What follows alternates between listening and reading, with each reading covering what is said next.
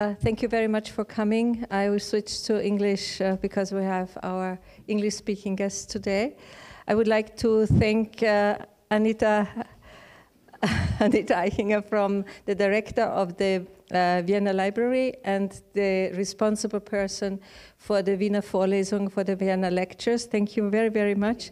This is our first cooperation, and thank you for inviting us to be part of the very famous Wiener Vorlesungen.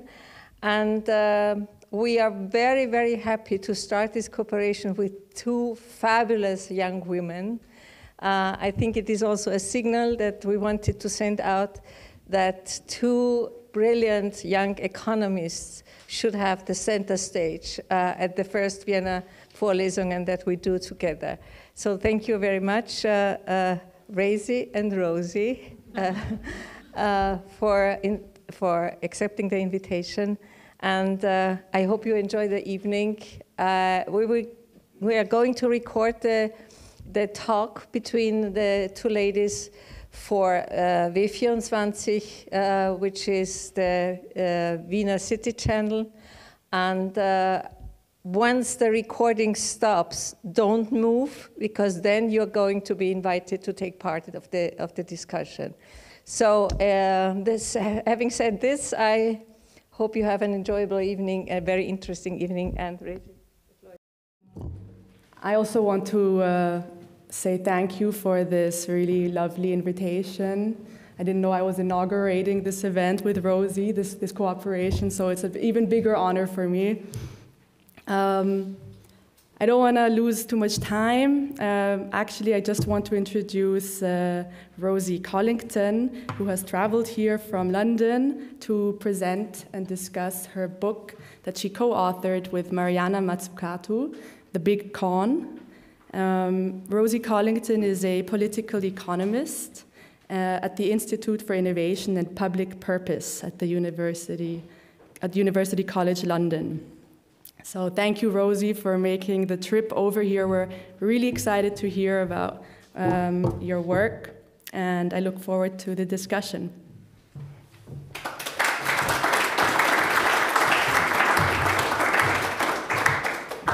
Well, thank you all so much for coming. Thank you so much to the Kreisky Forum. It is a huge honor to be here.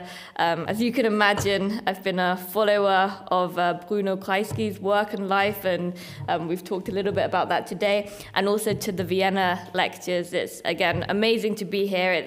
It seems like a wonderful event. And also to be doing it with Rosie, whose work I have been following for a very long time and who I've met. I think we were both involved in the Institute for New Economic Thinking Young Scholars Initiative for many years a while ago.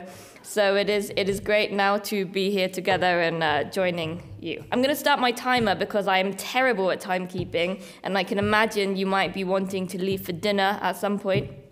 But I'm going to begin talking about this book that I have co-authored with Mariana Mazzucato, whose work I'm sure some of you, many of you will be familiar with. She is one of my PhD supervisors. I actually met Mariana at an event organized by the Institute for New Economic Thinking Young Scholars Initiative, and then I joined her for my PhD. And I had been researching outsourcing in the UK public health system, in the UK National Health Service, for many years, working in public policy before I went back to university to study a master's in political economy and then subsequently to do my PhD. During that time when I was working in public policy in the UK, I also had the pleasure of working for one of the big four accounting consultancies that we discuss in the book. I'm not going to name them here, but it was this experience that got me really interested in the role that this sector plays in our economies.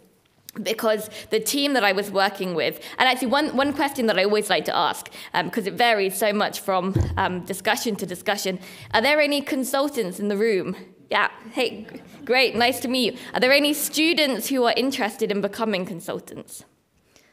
Okay, hi, nice to meet you too. So I was a student and I was very interested in becoming a consultant. And so I was very excited to have this opportunity to work with this team in one of my first jobs from one of the big 4 companies. And we were tasked with helping to develop a strategy for innovation in cardiovascular disease innovation research, or an innovation strategy for cardiovascular disease research in the UK health system. It was a super interesting project, and it became very clear that none of us in this immediate team that was tasked with doing this work really had any idea what we were doing. Now, if I tell you I was 23 at this time, and I had a background as a political scientist, that probably doesn't come as a surprise that I didn't really know what I was doing. It's probably more surprising, though, that this team of otherwise completely brilliant, super intelligent, high-flying, young women who I was in a team with doing this project with also had no idea what they were doing. That was a big surprise to me, because that's not what I imagined this sector to be like. Now, of course, one example, one experience is not necessarily representative of the wider sector, right? But it stayed with me. And so when I went back to university, when I started researching how governments try to develop capabilities to get stuff done, what role outsourcing and these reforms that we have in different public sector configurations, different public sector ministries, what role these different structures play in the ability to implement or realize or deliver public policy, I became more interested because, some studies were emerging that showed, for example, in the NHS, that the increased use of management consultants in the NHS in the United Kingdom had not led to an increase in in productivity, which is kind of the main reason why they are often contracted, or why one of the reasons that we're told they are contracted, and had not, or in some cases, had even undermined the effectiveness of the organizations and had ended up costing a lot of money. So this was while I was doing my studies. And I was doing lots of this research, and Mariana, if you're familiar with her work over many years, you'll know that she's also been researching and writing about the state and the role of government, both historically and today, and the ways that governments are structured, and the different ways that these might affect the ability of governments to deliver their missions or their goals, the things that they want to do, the things that citizens want them to do. And then the pandemic hit while I was starting my PhD. And all of a sudden, these companies that I had been researching since I had worked for one of them, and that I was planning to continue researching as part of my PhD, these companies that Mariana had also been writing about when she wrote about mission economy, when she wrote the book Mission Economy, she wrote about outsourcing in the National Health Service as well. All of a sudden, in the UK and in many other countries across Europe, these companies were on the front pages of national newspapers, both tabloids, but also, some more respectable newspapers across Europe, for the extent of outsourcing that governments had used them for. And the huge contracts, the huge sum of money that had been handed over to them in the process of developing and delivering services in response to the COVID-19 pandemic. So in the UK, the last kind of good estimate, and I'll tell you a little bit about why data on kind of how much money governments spend on these companies and their revenue is pretty challenging, getting accurate data. I'll tell you a little bit about that shortly. But the best estimate we have, or we had in 2021 when the final calculations were made, was in the UK that £700 million have been spent on management consulting companies to develop and deliver services in response to COVID-19 in the UK. Now, the UK government spent in 2022 a total of £2.8 billion, which was an increase of 75% from 2019. So this was kind of growing massively in the UK. I also have to apologise because I'm recovering from a flu, so I will be drinking probably a lot of water, hopefully not spilling it everywhere as I did earlier. So at the outset of the pandemic, the UK government chucked a lot of money at some of the biggest companies in this sector, including Deloitte, which was earning at one point £1 million per day from its contracts for test and trace services. An inquiry by the Test and Trace programme was the UK's epidemiological contact tracing programme. So it included the apps that everyone had on their phones, but it was also what was happening in or what was being done in the health ministry, for example, to help monitor the spread of COVID-19. An inquiry by the Parliamentary Public Accounts Committee, which is a parliamentary group made up of cross-party MPs, found that this programme had been overly reliant on expensive contractors and temporary staff, I'm quoting there, and that it had not achieved its main objective to help break chains of COVID-19 transmission and enable people to return to a more normal way of life. So this was quite damning. And you know, at that point, as a UK citizen, I'd come to accept that perhaps we've become pretty bad at getting things right. But actually, this was not just a UK phenomenon. Across Europe, we saw an increase in spending in management consultancies across many governments in Europe during the COVID-19 pandemic, including in France. I don't know if there are any followers of French politics or French political scientists, French citizens here. If so, you will know that the French public sector, the French public administration, has historically prided itself on its meritocracy and prided itself on how effective and efficient the public sector is, how good the civil servants are. And it has historically not outsourced in the way that the UK government or the US government, the Australian governments have. If you've been following French politics over the past couple of years, you will also know that le scandale McKinsey, and I apologise for my French, has been plaguing Macron now for a few years. At the beginning of 2021, when all governments across Europe were implementing and rolling out vaccination programmes, commentators started asking why the French government or why the French population was seemingly unvaccinated and was lagging far behind counterparts in Germany and Spain. Members of the government, the rapporteurs who are responsible for holding different parts of the government to account, started to look into how the government was spending money, how it was organising its implementation of these programmes.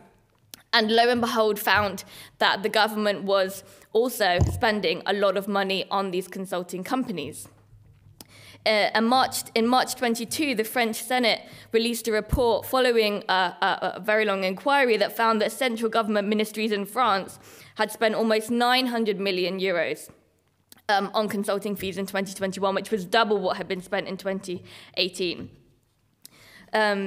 Now, at the same time, we were also learning about the ways that these companies were being involved or becoming involved in the development of net zero strategies around the world. And perhaps most famously during this time, or a case that became well known during this time, was the Australian government's contracting of McKinsey to help develop its national net zero or long-term emissions reduction plan, it was called. So McKinsey received a $6 million Australian dollars contract to help develop this strategy. And it was published at the Conference of Parties in 2022 or 2021.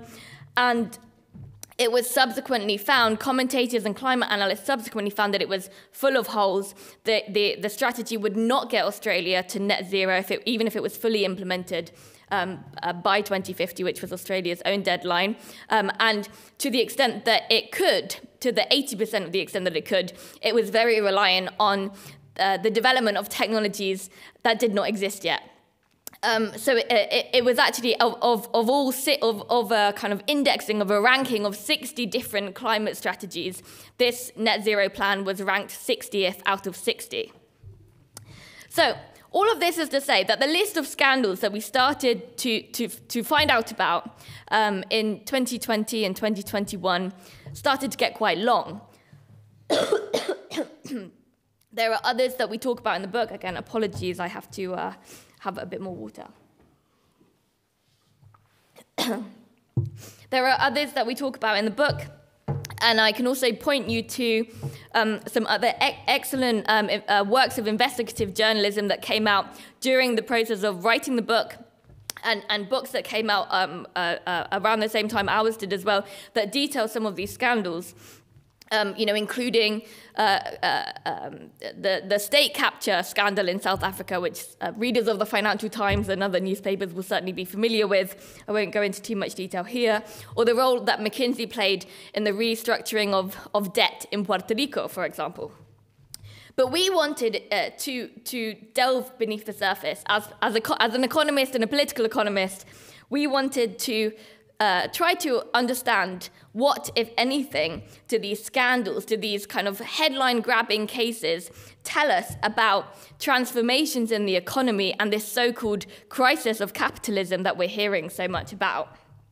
So we began this research project, or we continued this research project, and this research that we've been doing over some years, with 5 questions. 1, why do so many governments outsource critical activities to consulting companies? Why has the market for consulting companies grown so much in recent decades? 3, what do consultants do? And what role does the consulting industry play in the economy overall? 4, why do so many well-meaning and smart graduates choose to work for these companies? And that sounds like a silly question, but actually looking at why people want to work for a sector and what drives them and how that company presents itself to groups of people who it could recruit is very telling, as we discovered and wrote about in the book. And finally, what might all of this tell us, if anything, about contemporary capitalism? So I'll just tell you a little bit more. I've been talking about these companies so far in very kind of abstract terms, so I'll just tell you a little bit about the companies that we focus on in the book. We use the term the consulting industry. It's on the cover, and we use it throughout the book. But as we also detail, defining this sector is very challenging because there is no agreed upon, no regulated definition of consultant or consulting company. You can all go home today. Those of you who are not consultants, you are also welcome to go home today and update your LinkedIn bio to say that you are a consultant, and no one will tell you off. You are very welcome to do that. So we focus in the book on what are called the Big 3 and the Big 4. The Big 3 are companies that are sometimes referred to as strategy consulting companies, and that's McKinsey, Boston Consulting Group, and Bain & Company. And the Big 4 are companies that you might know as accounting firms, so that's KPMG, PwC, Ernst & Young, and Deloitte. But actually, they make most of their money from advisory services. Auditing continues to be, and has been since the 1990s, a very low margin kind of service area for these companies. So they are, we call them accounting consultancies in the book because we should understand them as consultancies first and foremost. These companies have various different origins that we talk about in the book. There are a number of other different types of consultancies that we touch on in the book, including, for example, IT consultancies like IBM and Cisco. And many of these companies bid on the same types of contracts as the Big 3 and the Big 4 companies. We also, in the book, talk about outsourcing companies or outsourcing consultancies. And I didn't realize how controversial this would be, actually, because sometimes when you're in academia, terms get used and things become normalized, including the fact that everyone who researches consultancies refers to the outsourcing generation of consultancies, which includes, for example, Serco, Sodexo, Atos, these companies that many people think of as providing or delivering public services. Now, we include them in our analysis because, again, they are bidding on many of the same contracts that the Big 3 and the Big 4 are also bidding on. They are not primarily in the business of directly delivering public services often, but of managing contracts and often the subcontracting process on behalf of governments. So when Carillion collapsed, which was one of these big outsourcing public services and construction outsourcing companies, collapsed in 2018, in the UK, it was outsourcing, it was subcontracting 80% of the contracts that it had received or that it was responsible for delivering. So in this way, they are management, that they are in the business of management as opposed to in public services delivery. Now, of course, some of you who are consultants might be working for a company that doesn't fit any of these categories. There are also, most people who work as consultants actually are not working for the big three and the big four, even though in terms of revenue, the big three and the big four and some of the larger IT consultancies dominate the market. Most people work for what are known as boutique consultancies. This is, again, the industry term. And so that would include smaller firms that often operate within a market niche like climate consulting, or perhaps provide services for a specific company like the NHS, or a particular ministry in government, or provide digital services for local governments or something like this.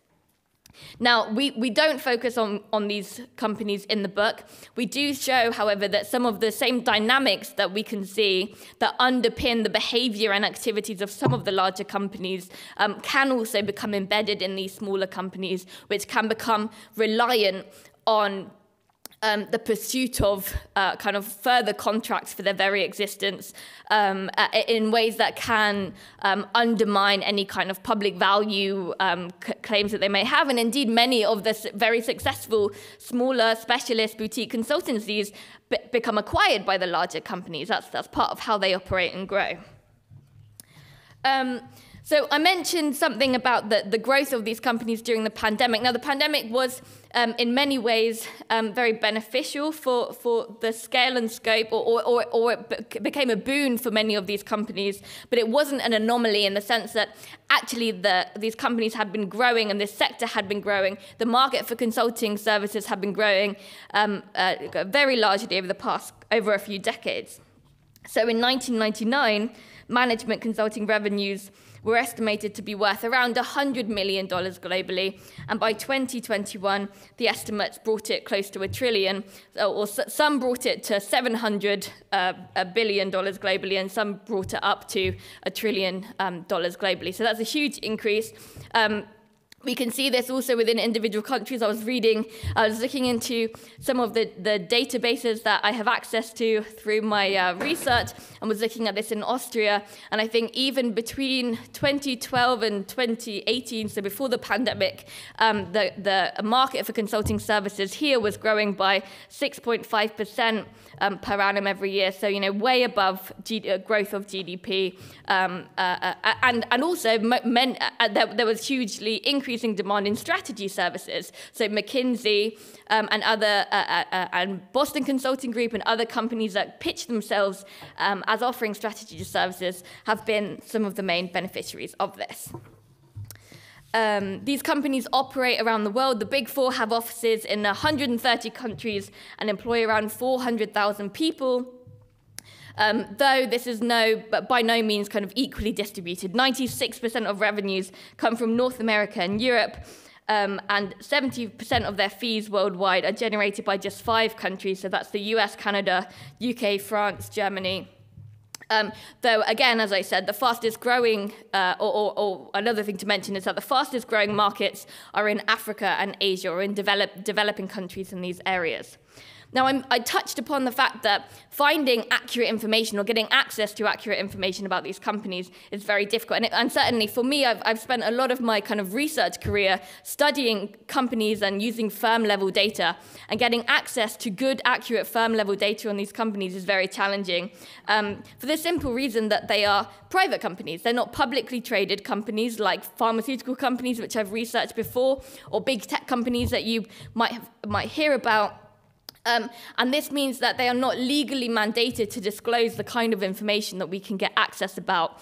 And so even with the most expensive databases that University College London can get access to, I'm unfortunately unable to give you completely accurate figures about the scale of revenues in different areas. It's all based on kind of best guesses often, or information that's come from the companies themselves, which they don't need to disclose accurately. So what I'll do now, because I'm assuming that everyone has read the book, but just to refresh your memories, I'm going to just do a whistle-stop tour of some of the kind of core themes of the book, so that we're prepared for the discussion that we have with Rosie imminently. So we spend a couple chapters of the book exploring the origins of this sector, which is fascinating, and we point to some great works by business historians and other people who have researched the history of the consulting industry and its development and its growth in the post-war years in North America and Europe, with the emergence of welfare states and the Second World War itself, which particularly in government, created demand for people who had or were perceived as having logistics expertise and knowledge that existed in business.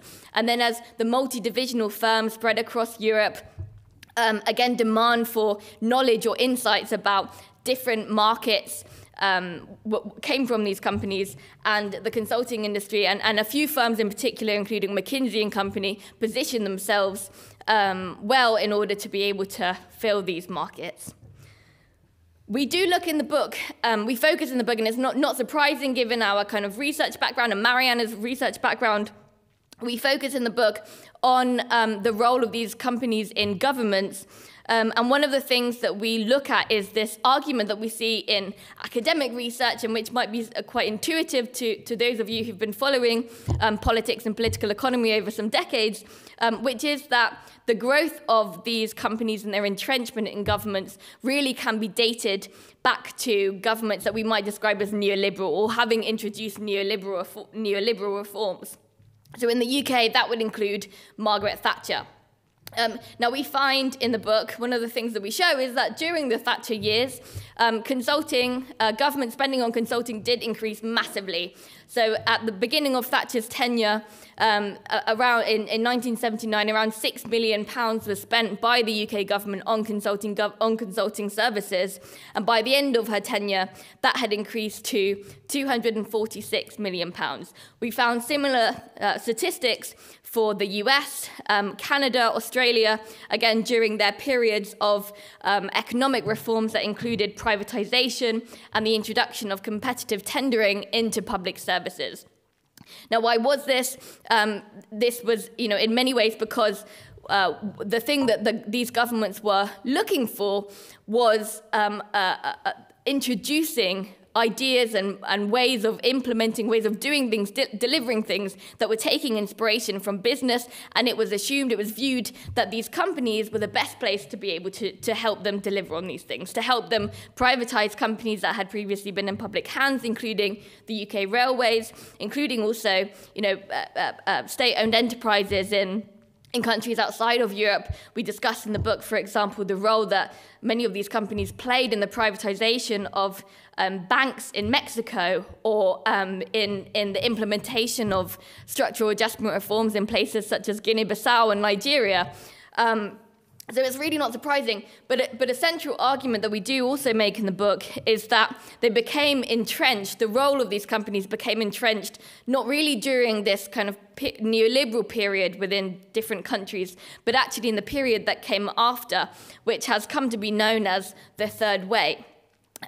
So we had, for example, Tony Blair in the UK and Bill Clinton in the United States. And these were politicians who offered a very different vision of what the role of the state was in the economy, right? So they challenged the neoliberal politicians in terms of their vision. They said, hang on a second, the role of the state is not to get out of the way, but actually it has an important role to play in determining what direction society should be moving towards, where production should be going, what values we have as an economy.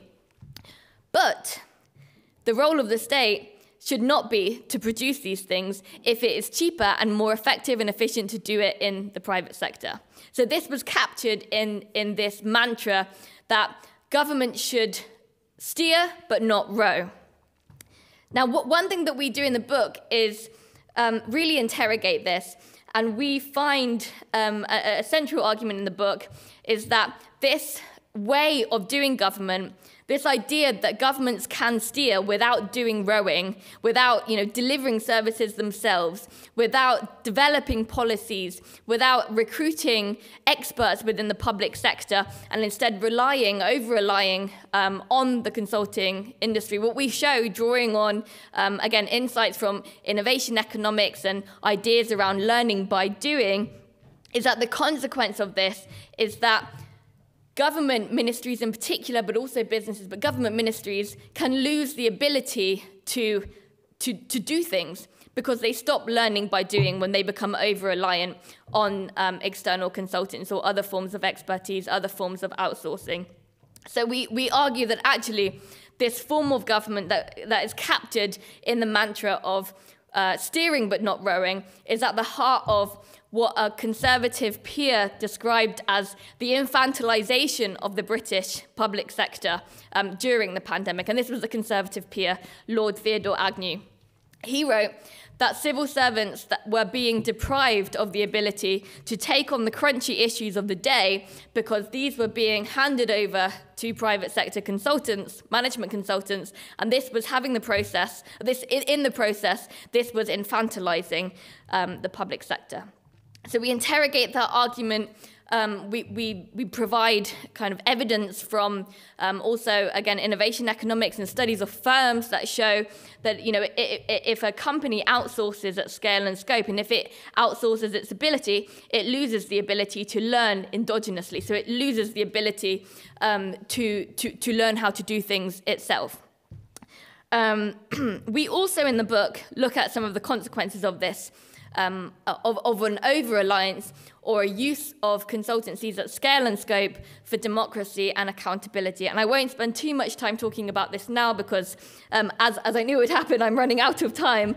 But these are serious issues, particularly in climate consulting, for example, where it has been pointed out that many of these large companies that are advising governments on how to achieve net zero are also simultaneously working for companies that are central or are the main emitters in our economies. And for example, in Australia, regardless of whether there was a genuine conflict of interest in the advice that McKinsey was giving to the Australian government when it was doing the analysis underpinning this long-term emissions reduction plan, commentators started pointing out the fact that, hang on a second, McKinsey has also been advising 43 of the 100 biggest polluters. Could this be an issue for the type of advice that it's giving to governments? This is, of course, not just an issue, a potential issue in government, but also in business as well. And this is also just one thing that I will just touch on here is when we were doing interviews with consultants, and we spoke to many consultants from the Big Four and the Big Three, and also from smaller consultancies, both current and former consultancies at different consultants at different levels. One of the things that kept coming up time and time again with consultants who were primarily working in the private sector was them saying, look, I'm not there to actually, offer real value. I'm there to legitimize a decision that has already been made by a chief executive, and they're trying to, prove to their shareholders that they have made the right decision, or they've got an argument with another executive, and so they're bringing us in to kind of add weight to their argument. Now, you might think that is kind of unimportant, and I would say that I'm probably less interested in the consequences of that for our economies overall than I am for thinking about what happens through processes of infantilization in government. But at the same time, we can probably all agree that it's a pretty bad waste of resources and not a particularly effective way to run governments. So I think we'll be talking a little bit about the growth of the sustainability consulting and climate consulting more generally, but just to, again, add a few statistics. Because we weren't originally going to write a chapter about climate and sustainability consulting, not because we didn't think it was important, but simply because we didn't know how big it had become. And it was during the course of doing research on the sector, particularly when we were doing analysis of the recruitment materials that these companies were doing, where they were promising graduates, you will be at the forefront of the green transition if you join our company. You will be an ESG consultant, which is if you don't know what ESG means, you're very lucky. A type of framework that is used by businesses to, in theory, hold themselves to account or by markets to hold themselves to account to deliver on emissions reduction goals and kind of gender equality goals. The problem with it, I wasn't going to talk about it now, but I will. If I start, I won't stop. But the problem with this kind of form of doing governance within companies is that it's premised on quite a narrow form of economics, right? This idea that if we all have the right type of information about all of these different companies, then consumption will be more responsible because people want to save the planet. It's in everyone's interest. Investors will invest more responsibly because investors don't want to invest in companies that are not doing anything to reduce their emissions, or that have no women on the board or whatever. But the problem with this kind of mode of doing governance, disclosure of emissions can be a very good thing, right? And I think it is a very good thing. I think it's necessary for the green transition. We need to know what companies are doing and how much they're emitting our governments.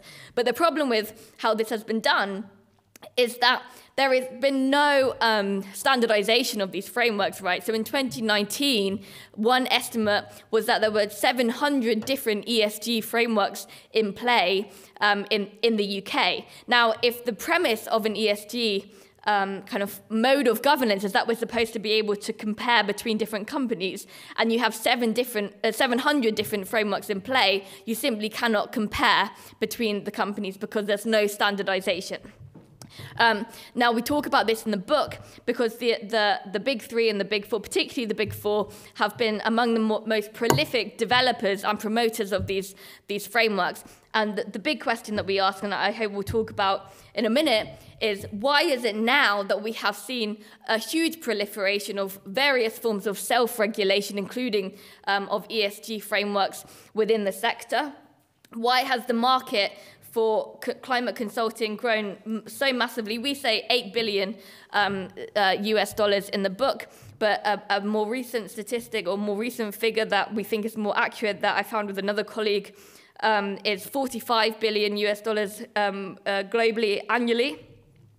Why is it now? Why was it in only 2021, given that there has been scientific consensus on the climate crisis, that many of these companies are establishing their sustainability division? So McKinsey established this, McKinsey Sustainability, BCG established the Centre for Climate Action. Why is it now that they're acquiring smaller specialist climate and sustainability consultancies at scale and scope? Why is it now that the Conference of Parties of the UNFCCC had its first consulting partner?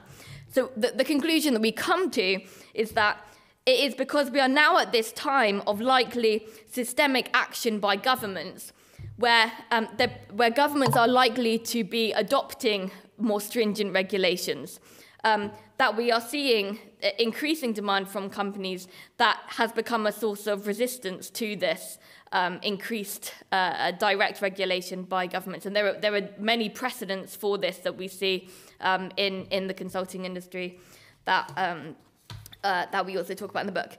So I haven't really talked about the solutions that we also propose, and hopefully we can talk a bit more about them in the Q&A, but very, very quickly, I'll just run through them, starting with the kind of easy one, which is that certainly within governments, we need to increase transparency of who governments are working with and how. This is probably also true in businesses, and we need to demystify the ways that consultancies are used in our economies and why they're used.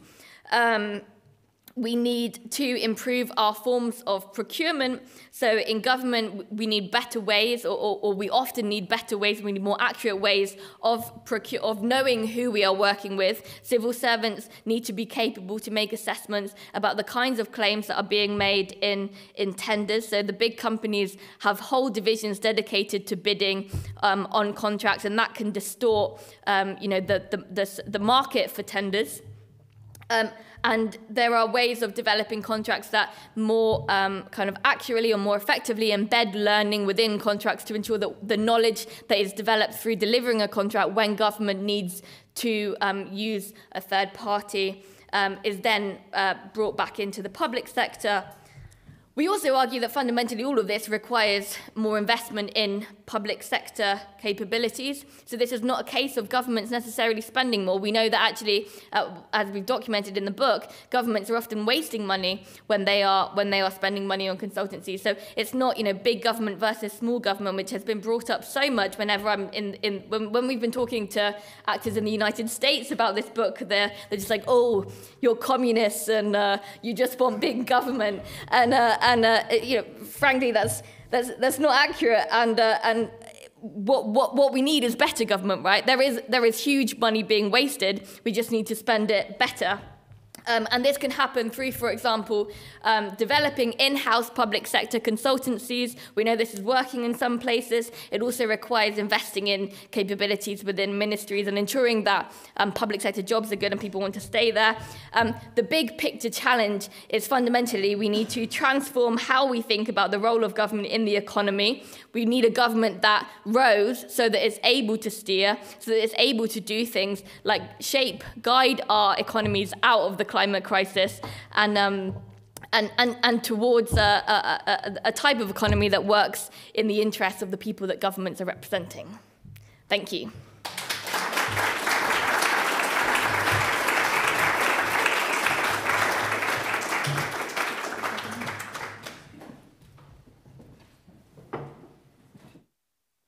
All right, I assume the microphone is... Yeah. Wow, I mean, that was a marathon through your book. I'm really impressed. I know myself that reading the book, many questions came up, many discussion points came up that, of course, we won't be able to touch on extensively. I'm glad you brought up a lot of the sustainability angle. Of course, being an ecological economist, the topic of the socio-ecological transition is also at the heart of my work and our institute's work. And I have to say that thinking about the influence of the consulting industry was definitely not on the forefront of my research, as you know. So it's been very refreshing. And I would say, to a certain extent, it was also thinking about this systemic crisis that we are in today from the perspective of the consulting industry has been a very interesting and insightful perspective to it, right? Yeah, and so, I mean, I have many questions that we will not get through. And I will start with the title of the book, The Big Con. You describe the concept. Maybe you can get into it a little bit more now. What is the big con that you address? And I would follow it up with the question, is there actually no real value to their work? So cross-organizational learning, for instance, is there no actual value that the consulting industry can provide? Mm-hmm. Yeah, thank you very much. So the big con, obviously controversial title, as we well know. We stand by it though, because what we argue is that the scale and scope that this sector exists on in no way represents the value that it is creating for our economies. And to understand why and how it exists on this scale and scope, we have to understand broader structures in the economy. We also have to understand the types of things that the companies do. We do touch, I didn't talk about them in the in my presentation, but we do also discuss in the book strategies that companies have done historically that include, for example, recruiting from elite universities. Christopher D. McKenna, who was a historian of the consulting industry based at Oxford University in the UK, wrote about how even in the 1960s, because consulting was not a regulated profession, it didn't have the kind of legitimacy of professions like law or auditing. And so in order to create the legitimation, or in order to legitimate the profession, the companies adopted a strategy of recruiting, for example, Baker scholars, who were the top 0.5% of students at Harvard Business School, of recruiting from Oxford University. we also write in the book about other kind of strategies that they use. And we argue that fundamentally, what is at the heart of the ability to extract value that is beyond the level, the scale of the value that is created through consulting contracts at a macro level, is a skewed risk-reward relationship. And just bear with me a minute, because this is where it becomes a little bit, have my economist hat on a little bit, because we describe the value, or much of the value, that the consulting industry is able to earn, the revenues that it earns, as a form of rents, because we say that the ability, it is premised, or contracts are premised on the shifting of risk of failure away from the consulting company itself towards the client, and that's usually built into contracts, particularly in very large government contracts, where no company would bid on them if that wasn't the case. And the consulting companies themselves enjoy a monopoly in our economies and our societies as objective sources of expertise, as objective sources of knowledge that no other company enjoys, and therefore we describe the way that they earn this income as a source of rents. So that's why we describe it as a big con, because at the level of the economy as a whole, we see that more value is extracted than is created. That said, of course, you can point to instances where, consulting contracts have gone very well. I have friends who work in the consulting industry, and I can tell you that, sometimes that they, at least to my face, they agree with the analysis, but they can also point to instances where they feel they have, created value. And, if you want, we don't go into too much detail about that in the book, but if you want to read about cases that have gone well, you can check out the websites of the companies themselves. That's what I always say. Well, I mean, not to linger on this topic too much, but as it is at the heart of the topic, of the discussion today, I still wonder how you would really assess the value that consulting, specifically management consulting firms, generate, because many of these firms, many of these services that they provide will not be monetary primarily, right? There will be tacit gains and long-term gains. So really assessing this value, to me, seems a bit difficult, but I think it's necessary if you talk about a discrepancy between the value they generate and what they charge, because that generates the rent, right? Yeah. So how do you really make that statement? You need to have an idea of the actual value they generate, don't you? So I think the default assumption, or the default argument, which is the one that we challenge in the book, the default idea about the consulting industry is that it exists on the scale and scope that it does today because it is able to create value for companies, is able to create economies of scale and knowledge that's at the heart of it. So, and that can include, for example, because these companies are working with lots of other companies in the economy, and therefore that is a source of knowledge that they have. If we take that as the kind of existing dominant argument, what we do in the book is try to unpick that and show that actually there are other ways of looking at this. And the way that we look at it suggests that they are not creating value on anywhere like the scale and scope that they exist on.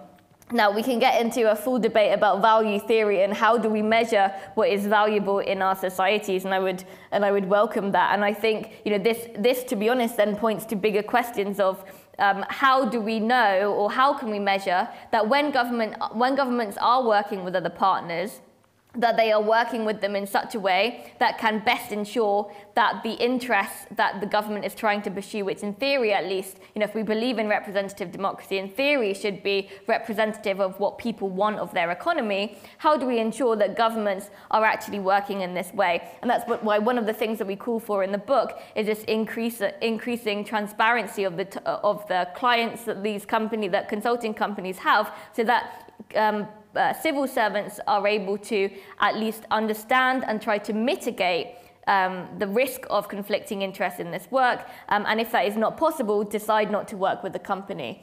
At least in government, that's how I think it works.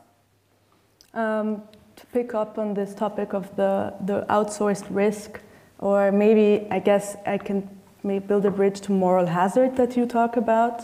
You, if I remember correctly, you say we overlook the moral hazard attached to these kind of contracts between government and big consultancy firms. But isn't that kind of the situation in any transaction that involves a third-party contractor? Like I think about, maybe because it's close to my everyday life these days, homeowners and refurbishment projects. If I, as a lay woman, want to have my house refurbished to adhere to climate standards, I have no alternative but to trust that the advice that I am paying for by my architect is in my interest, that the prices that he gives me are accurate or plausible. And I don't have no way of proving or testing for this. Isn't that the same situation? In all of these examples, this risk can be minimized and mitigated, right? So it may well exist in a range of different areas, you know. So it exists with whomever governments work with to an extent. But we've seen, for example, we look in the book at the history of accounting companies and legal companies and how they were structured and where the partnership structure that underpins many of these companies came from. And it was precisely to try to reduce the risk of conflicting interests, right? So the idea of a partner-based company is that the partner of a company, in theory, would be taking the risk of the advice that they're giving to their kind of legal client or their auditing client or the person they're keeping books for. They would accept some of the risk of that going wrong. Now, the problem, and in the United States, by the way, there is legislation that exists, for example, to separate the ability of consulting companies that also do auditing to provide auditing services and also provide consulting advice. And this came in the wake of the Enron scandal, where it was concluded, at least, and it was kind of legally dropped. You know, criminal charges were brought, but it was concluded that the company that had provided auditing services, which was also receiving kind of huge contracts for consulting services, was underpinned by a conflict of interest that was not, it wasn't possible to mitigate it because this conflicting interest was too big. And so they introduced legislation to separate those two things. So I think you're right that this risk exists everywhere.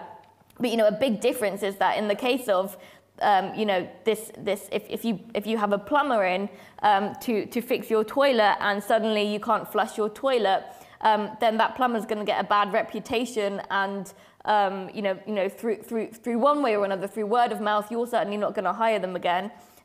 This isn't true in the consulting industry. We know that consulting companies continuously fail on government projects, and it doesn't affect their reputation, which is why we delve into this question of, you know, why that might be. Why do they enjoy this kind of unique ability in our economies, and how can governments try to mitigate that risk? So probably more of a way of sanctioning their reputations would go far away there.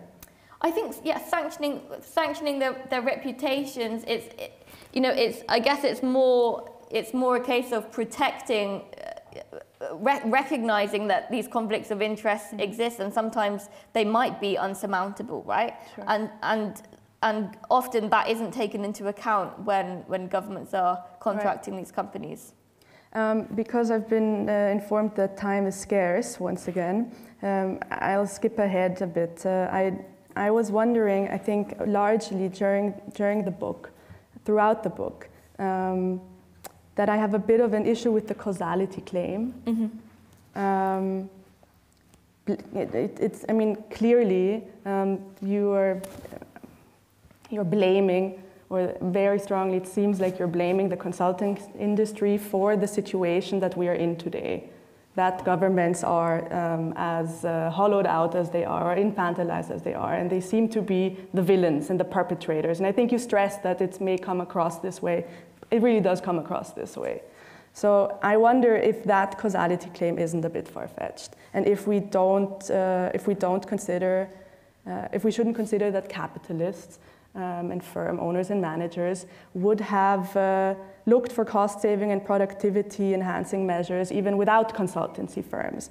I mean, the idea that these ideas that have been prominently applied, Taylorism, cost accounting, and et cetera, if they have turned out to be productivity enhancing in one company, I'm sure other companies would have found ways to access this strategy even without consultants. Mm-hmm. So my question is, can we really be blaming the consultant? Or isn't the blame to be found more on a capitalist systemic level? Yeah, certainly it can. I think we do argue that. You know, I would disagree with you know, your interpretation. Obviously, that's very easy to say when you've written the book. I mean, we do say in the book that the big con is about a relationship fundamentally, and this is what it's a book about the political economy of the consulting industry. What we say about the function that the sector has played, you know, we write throughout the book that the consulting industry has ridden the waves of capitalism. It has grown, and it has simultaneously enabled and also helped to entrench and promote forms of capitalism that have been extractive, mm-hmm. Including, you know, the shift towards shareholder value orientation within companies that has led to chronic underinvestment in, you know, firms, as you know, that are technologically or historically were technologically innovative. And other forms of governance and other structures in our economy that are widely criticized. I think we were interested in the sector in particular, not because we felt that it had a kind of a more significant role than, for example, you know, asset management companies, right, which I think we can agree have been playing an increasingly structural, systemic role in our economies. But they've also received a lot of attention and a lot of critique from the academic community over the past few years. We felt that the role of the consulting industry in these transformations in capitalism and in our economies had not received the type of attention that these other companies had done. I agree. That's why I also found it very refreshing, like I said in the opening statement. I would even go as far as to pinpoint the role of the consulting industry as a kind of apostles or messengers, or I've read the term evangelists of these neoliberal or new public management ideas. But they don't come up with these ideas themselves. They sometimes do. They might, sure, I can't speak for all firms, but let's say that a lot of these ideas stem from other thinkers, and very prominently, of course, economics and business school faculties. You know? So the question is rather, shouldn't we also be looking at what is being taught at in universities?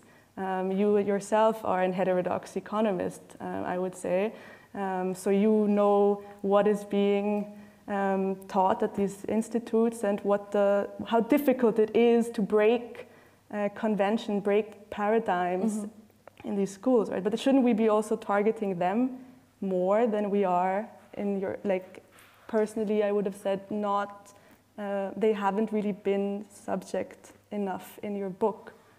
Yeah, I mean, I agree. I think they should be interrogated. I would also say, though, you know, the management consulting, and you know, if we talk about the promotion of ideas and the spread of ideas, academia has been, you know, sometimes I think within academia we can pay or we can exaggerate the extent to which economic ideas within the walls of the university are the biggest problem in our economies, right? Because actually, you know, the consulting industry throughout the 70s, 80s, and 90s was publishing more business, more economics books that were read by mass audiences than than academia, right? So the best-selling management books of all time were written by management consultants from McKinsey. So I disagree with this. You know, I certainly think that curricula, what is taught in universities, how we understand economics, is critical in and has been a critical force in shaping our economies and our understanding of our economies, but it is by no means not the only one. And I think we've just wanted to highlight another critical way that they have been shaped, and I would say, arguably more important. Well, it's interesting. You actually have a whole section dedicated to this topic of quasi-academia, yes, right? You call it. It would probably, be interesting to scrutinize this a bit more. Like you said, there's a vast volume of literature coming from these quasi-academic institutions, from McKinsey, etc. But as opposed to really academic work, they're not being screened, right? Yes, yeah, they're not. It's not peer-reviewed, yeah. At all? No. So what is really effectively happening is that experiential knowledge, tacit knowledge, is being kind of framed to be academic. Mm-hmm. Yeah, I think some of it. So actually, I will correct myself, because some McKinsey Global Institute papers will have begun as academic peer-reviewed journal articles, for example. They also fund academic research. So this is something that, when you finish a book, you always think of, oh, I wish we'd written more about this. So one thing that I wish that we'd touched a little bit more on is the links between academics and academics, not just universities and academia, but academics who are brought in to work in consultancies, for example, and help to create this. And we do talk about, as you say, these quasi-academic institutions. So there's Deloitte University, which is not a university. It's a campus where people who work for Deloitte can kind of go and get some in-house qualifications. There's also Capgemini University and other institutions, and McKinsey Global Institute, which again is I guess epitomizes some of these challenges, because it does produce super interesting and valuable work. If you study markets, you probably will be using these reports or coming across them, but they play a different function. They play another function on top of this, right? Which is creating the perception that these are serious academic institutions when they're not. Yeah. So I've been informed that time is basically up. I'm afraid. I'm very sad. There's so much more to touch on to. But maybe I can ask you for a bit of a closing statement, and in the course of that, maybe also tie it to the sustainability challenges that we are facing now, and what role we could expect from the consulting industry to play. Yes, absolutely. Thank you very much. Closing statement. So I think when we wrote this chapter on the climate and sustainability consulting, one thing that I will close on is, governments mostly do not know what they're doing when it comes to coordinating green transition. So my own kind of PhD and academic research is looking at how governments are trying to develop these capabilities for governing, for coordinating these systemic changes that are now mandated in legislation. This presents a challenge, because if governments don't know how to do something, then they need to work with other people in order to be able to do it, right? So it raises challenges around raises the question of how do governments work with other actors in this systemically important challenge in order to develop this kind of governing capability, these competences, in ways that mean that these kind of endogenous learning processes are then developed within governments themselves. That means that they do need to work with consultants. We conclude the book by arguing that we probably need to expand our definition of what a consultant actually is, so that governments, when they are facing challenges, are not just automatically thinking, well, I'll go to one of the big three or the big four, but are looking then also to, and I do not work as a consultant, this isn't a plug, but they are concluding, but they are working with experts who have genuine knowledge, have genuine expertise, that are then able to help them develop these capabilities internally. Yeah. Great. Well, I guess I can just hope that the few hands that were raised before about pursuing a career in the consulting industry may reconsider and consider a job in the public services instead. Thank you so much for your attention. I'd like to thank again, I think, the audience that's watching or going to be watching this on TV. Rosie, thank you so much. And with that... Thank you.